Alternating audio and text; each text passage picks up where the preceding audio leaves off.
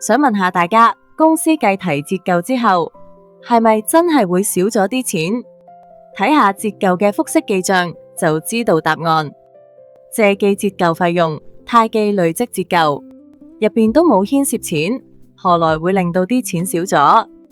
大家記住，折舊費用屬於虛賬戶，即係年尾會清零，總數會過賬去損益表；而累積折舊屬於實賬戶，年尾會結餘轉下，會列示喺財務狀況表。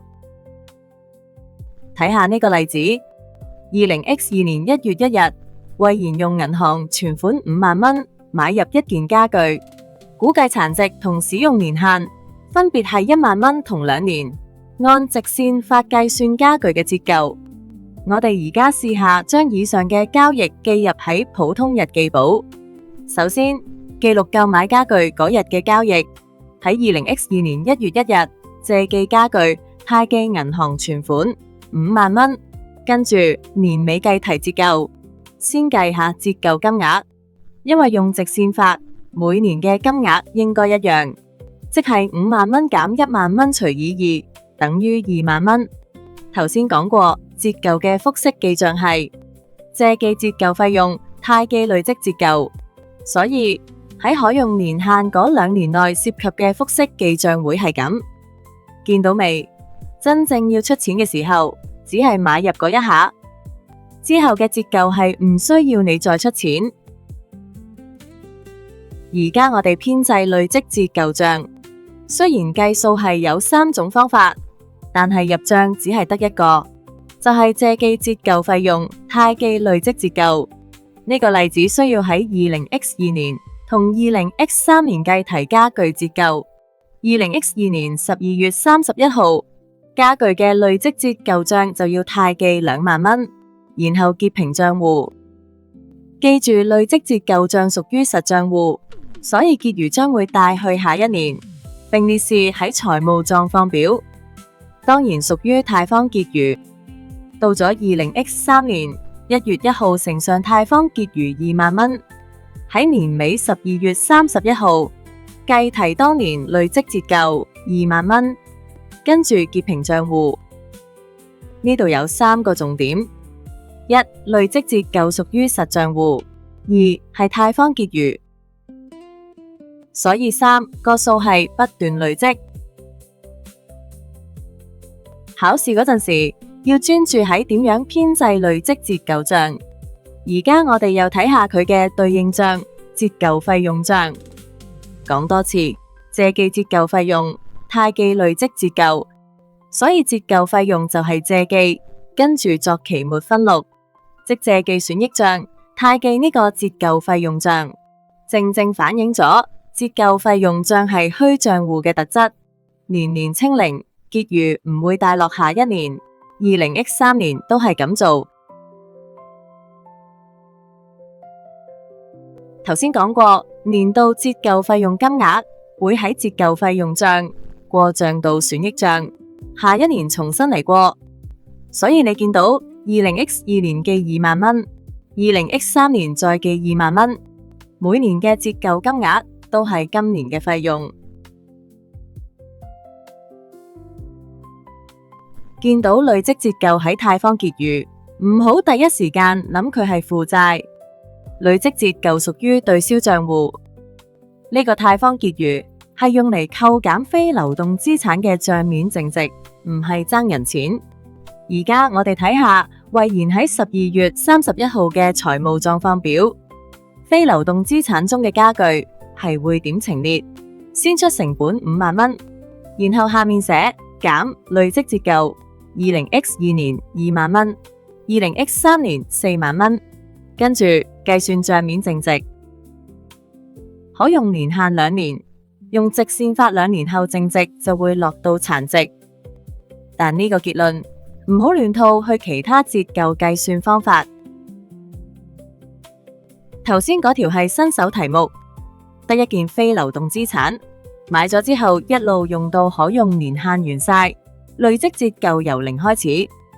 而家試下睇下另一條需要繼承上結餘嘅題目，乘上結餘係指以前年度已經計提喺損益表嘅折舊。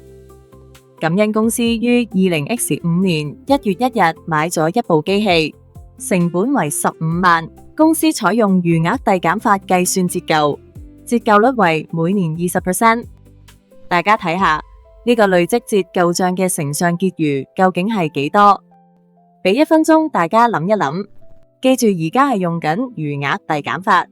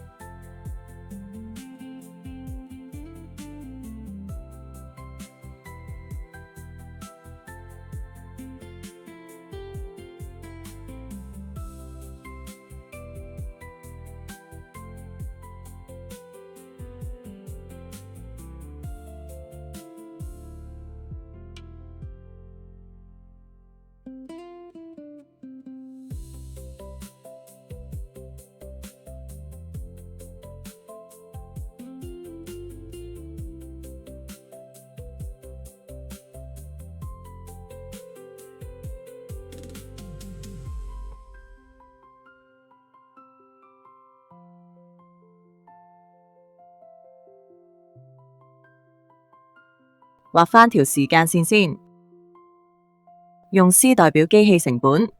第一年 20X5 年尾，折舊係成本嘅 20%， 因此留返低嘅賬面淨值就係成本嘅 80%。到咗第二年，用餘額遞減法，年尾折舊就會係 C 嘅 80% 乘以 20%。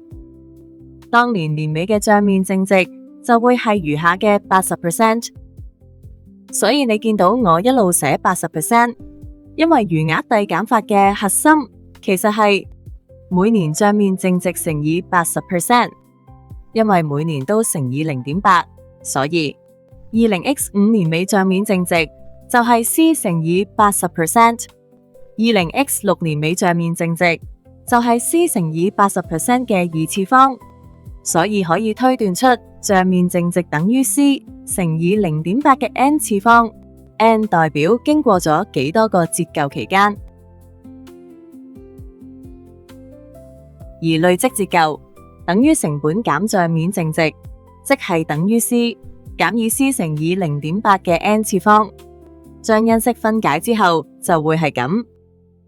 所以喺 20S7 年1月1號，累積折舊就會係成本15萬乘以括弧1減 0.8 嘅2次方，即係54,000蚊。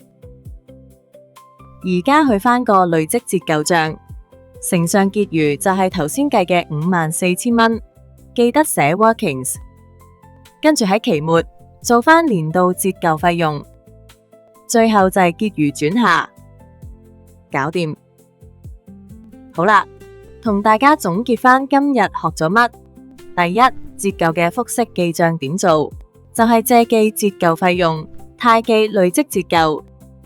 第二，呢兩個賬有咩分別？一個係虛賬戶，一個係實賬戶。虛賬戶就係冇結餘轉下，年年清零，去到期末就會做期末過賬分錄，將金額轉去損益表。實賬戶就相反，佢係有結餘轉下，期末結餘會擺喺財務狀況表度。跟住第三，我哋用咗餘額遞減法去計折舊，所以累積折舊嗰條算式就會係咁。最後提多次重點，感恩公司係期初1月1號買入機器，如果唔係期初買入，而題目講明要按月份計算折舊，個 n 就要按月份作比例調整。譬如7月1號先買嘅話，咁第一年就只計 0.5 年。而家俾條題目大家試下，大家可以暫時撳停，做完先返嚟，我哋再一齊對答案。開始對答案啦。乘上結餘就係用 20X2 年買入嗰批貨車，用餘額遞減法去計算2年嘅累積折舊，得出525000蚊。而年度折舊費用分為兩部分，舊嗰批貨車用成本減去乘上結餘，再乘 25%，即係120萬減以525000，然後乘25%，再加埋4月1號新買嗰部貨車，同樣乘25%，要按時間比例計，由4月到12月，即係9個月，兩部分加埋就係今年嘅折舊費用225000蚊，最後結平賬戶。好，今集就到呢度，希望呢個折舊系列可以幫到大家初步理解折舊呢個課題。跟住落嚟，我哋會同大家討論非流動資產嘅變賣。如果你覺得內容有用，歡迎訂閱我哋嘅頻道。下次見。搞掂企會財，隨心學，隨心聽。